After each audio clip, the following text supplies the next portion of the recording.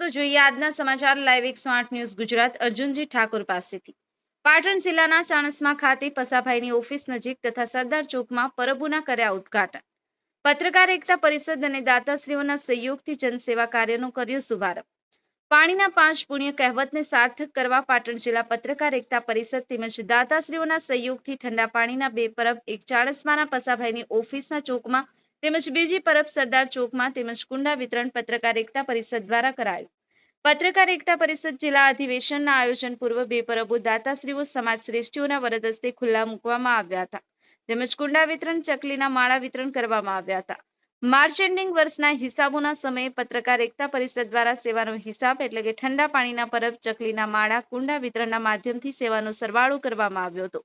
પ્રદેશ અધ્યક્ષ શ્રી લાભુભાઈ કાતરોડિયા, પ્રદેશ આઈટી સેલના શ્રી નીતિનભાઈ ગેલાણી, પ્રદેશ ઉપપ્રમુખ શ્રી કમલેશભાઈ પટેલ, ઝોન પ્રભારી શ્રી રાજુભાઈ પટેલ, આઈટી સેલ સ્ટેટના શ્રી જયેશ ગજ્જર, શ્રી નિખિલ જોશી સહિત સમાજ શ્રેષ્ઠીઓ અને દાતાઓની હાજરીમાં યોજાયો હતો। આ લોકાર્પણ કાર્યક્રમ બદલ સૌનો પાટણ જિલ્લા પત્રકાર પરિષદે આભાર વ્યક્ત કર્યો હતો। જોતા રહો લાઈવ 108 ન્યૂઝ ગુજરાત અને ફરી મળીશું નવા સમાચાર સાથે। નમસ્કાર।